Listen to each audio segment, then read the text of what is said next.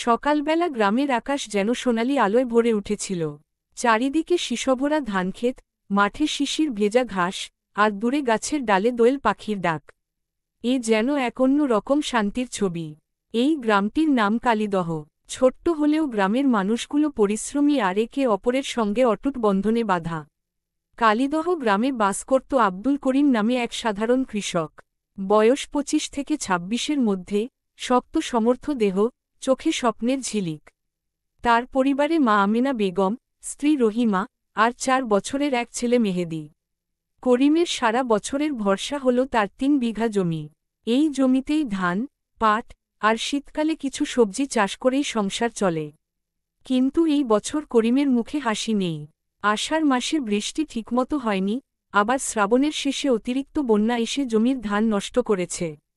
করিম ভেবেছিল এবার বাম্পার ফলন হবে, কিন্তু জমি প্রায় খালি হয়ে গেছে। ঘরে চাল কমে আসছে, বাজারে চালের দাম আকাশচুম্বী।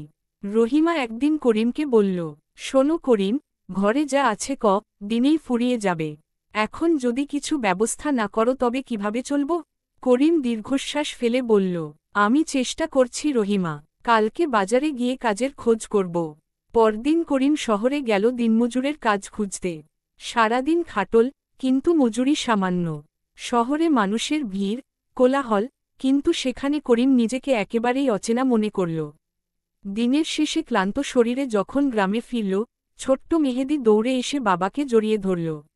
মুহূর্তেই সব কষ্ট ভুলে গেল করিম। সে মনে মনে প্রতিজ্ঞা করল, যত কষ্টই হোক, নিজের মাটি, নিজের গ্রাম ছেড়ে কোথাও যাবে না। করিমের মতো অনেক কৃষকই সেই বছরে ক্ষতির মুখে পড়েছিল। তবে গ্রামের মানুষ একে অপরকে সাহায্য করতে কুণ্ঠিত হয়নি। পাশের বাড়ির হাশেম চাচা একদিন করিমকে ডেকে বলল, বাবা করিম, মন খারাপ করিস না। আমার ঘরে যা আছে ভাগ করে খেতে পারবি। গ্রামে কেউ অভুক্ত থাকবে না। এই কথায় করিমের চোখ ভিজে গেল। সে বুঝল, দারিদ্র্য যতই থাকুক, গ্রামের মানুষগুলো একে অপরের পাশে দাঁড়ায়, এটাই তাদের আসল শক্তি। কার্তিক মাসে বন্যার পানি নামল। শুকনো জমিতে করিম আবার নতুন করে চারা রোপণ করল। এবার সে ধান ছাড়াও সবজি চাষ করার সিদ্ধান্ত নিল, লাউ, মূলা, বেগুন, আর শিম। তার সঙ্গে গ্রামের আরও কিছু কৃষক মিলে সমবায় গড়ে তুলল। একসঙ্গে কাজ করলে খরচ কমে, আবার মুনাফাও বাড়ে।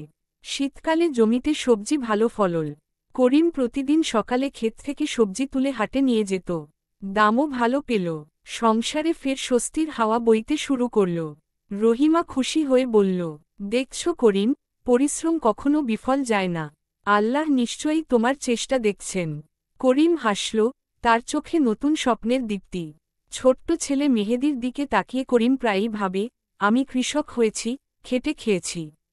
কিন্তু আমার ছেলেকে পড়াশোনা শিখিয়ে মানুষ করব। সে মেহেদিকে গ্রামের প্রাইমারি স্কুলে ভর্তি করল। মেহেদি বই খাতার প্রতি অদ্ভুত আগ্রহ দেখাতে শুরু করল। গ্রামের স্কুলমাস্টার সাহেব করিমকে একদিন বললেন, তোমার ছেলে খুব মেধাবী, ওকে যতটা পারো পড়াশোনার সুযোগ দিও। করিমের বুক গর্বে ভরে উঠল। চৈত্র মাসে গ্রামে বৈশাখী মেলা বসল। দোলনায় চড়ল বাচ্চারা, দোকানে নানা রকম খেলনা আর মিষ্টি বিক্রি হল।